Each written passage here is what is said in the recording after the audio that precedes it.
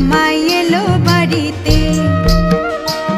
বলি ও ননদি আর দু মুঠো চাল ফেলে দে হাড়িতে, ঠাকুর জামাই